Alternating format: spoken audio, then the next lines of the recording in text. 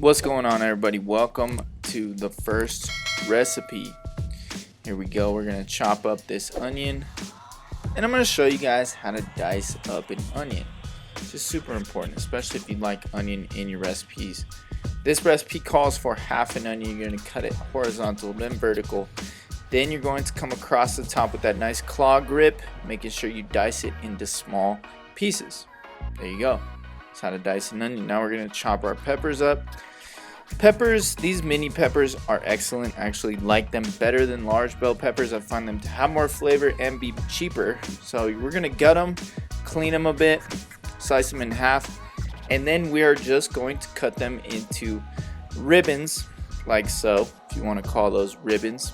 And basically that's how it's done. Next, we're gonna spray a medium nonstick and a small nonstick and put those bad boys both on medium to medium high heat. Let those kind of saute with a little bit of salt. Dice up some jalapenos, pickled jalapenos right here. I like these in my breakfast burritos, so I'm hoping you like them as well. If you don't, they're optional. Matter of fact, anything I'm doing here is optional. You can sub in your own ingredients. We're pouring 1 cup liquid egg whites into the pan. Then we are adding 2 large eggs also to the pan, and this is going to be part of the filling. We're going to add a little salt here, a little bit of black pepper, and we're going to stir up those vegetables while they're sauteing. Stir up our egg mixture, let that scramble. These are low carb tortillas, 80 calories a piece. These are what's going to keep this recipe higher in volume, lower in calories, also lots of fiber. We're just kind of peeling up that egg mixture off the side of the pan. Keep in mind, if you're using a newer non-stick, you're going to have less trouble with the egg sticking to the pan here. So once those veggies are cooked through, we're going to add them to the egg mixture, and boom, that is done. I'm adding some avocado like guac style spread here. This is only 40 calories per serving, so I added 1 serving spread evenly on both tortillas here.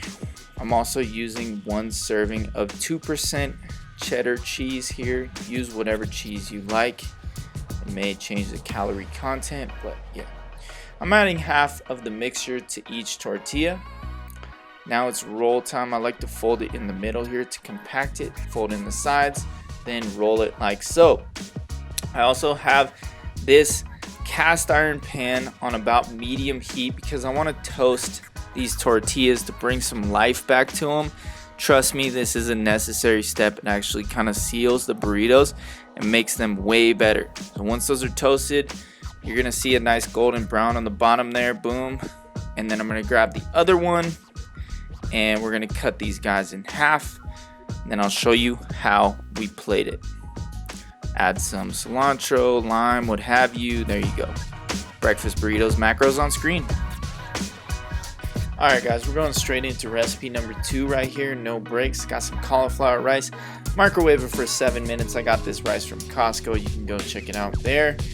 Then we are going to grab some vegetables. Whatever vegetables you have on hand is going to be fine.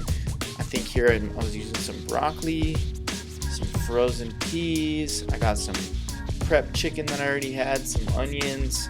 Just use whatever you have in your fridge. The vegetables really don't matter, but I really would recommend that you use some frozen peas. Here I'm just chopping up my broccoli in the pan because I'm lazy and didn't want to break out a cutting board. And this pan does have a little bit of non-stick spray, so I'm just sauteing the vegetables to get them semi-soft here. So, don't overthink cooking. Don't complicate it. Literally just whack stuff in the pan and get it going. There's that hot cauliflower rice. Once my vegetables are semi-cooked down, I'm just going to open up this pack of rice. There's some scissors. I washed them off. Then I'm going to cut my pack of rice here and put it in the pan. And this is fried rice, right? So I got to saute this rice up a bit, get it a little charred. Now I'm going to add my chicken that I already had prepped to the pan. This is just some chicken thighs. You can use chicken breast, so it obviously make it lower in calories, but I'm just using whatever proteins I already had cooked on hand. If you don't already, cook your proteins on Sundays. Literally cook all your proteins. This is like a marinated curried chicken kind of thing, but use whatever proteins you want. Flavor them and season them to perfection. All right, here I'm getting a hole in the center of my mixture here so that I can put the eggs.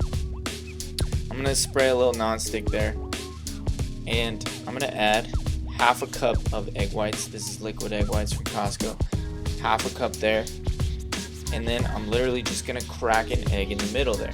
And what I'm gonna do is I'm gonna scramble this up so that it starts to incorporate into the dish. Now if you notice, I'm not like mixing this all in right now because that doesn't give you the little chunks, the little bits of eggs in each bite. I like to have a little bit of egg bite in each bite. A lot of bites. So yeah, here we are deglazing the pan with a little bit of soy sauce. So I turned up the heat to high, and then I added about a teaspoon of soy sauce. I don't add a lot because remember, you can always add more salt later. This is about a quarter cup of frozen peas. We're gonna cover that, reduce it down to low, and here I am just cutting up some garnish. This is just some green onions. I'm cutting them on the bias to make it super fancy looking. There you go. Rice is done. It's looking delicious and steamy. I'm gonna add it to a bowl, and then I'll show you guys how we plate it.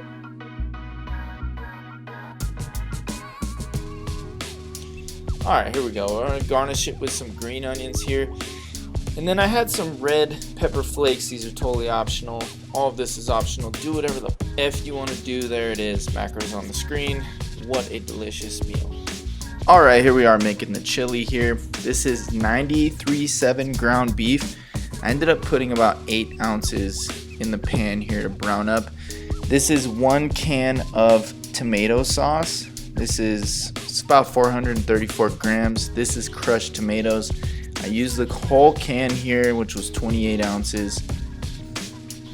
And then I'm adding 1, 2, 3 tablespoons of chili powder. This is 1 tablespoon of smoked paprika, about 1 tablespoon of crushed oregano, and then this is cayenne pepper. I'm using about 1 teaspoon here, but adjust that obviously. 1 tablespoon of kosher salt. And then I'm grabbing some tomato paste. I keep mine in the freezer here, but I'm just adding about 1 tablespoon here. So you can see me struggling to get it in there. All right, we're gonna mix that all up. And that is our chili. Oh, I forgot the garlic powder. 1 tablespoon of garlic powder. And 1 tablespoon of onion powder as well. So there you go. That is the chili recipe, no beans. We're gonna put that on the Instant Pot on the stew mode. There's a stew mode on Instant Pot. If you don't have an Instant Pot, totally put this in just a regular pot. All right, I cut up all my potatoes here, and this is about 500 grams of potatoes. You can obviously use less, you can use more, it doesn't matter. So you can see that I had them soaking in water. Now I just rinse them off. The reason you soak them in water is to remove some of the starch. So we're spraying those, put them in the air fryer on 350 for about 20 minutes. And then I added them to the oven to finish off with the chili, half the amount of chili on top and some cheddar cheese. And it's gonna look like this. I also added some light sour cream on top. Here are the macros, and that is the chili cheese fries, guys. And these are amazing. Also ended the night with a bowl of cherries here. And that is the full day of eating.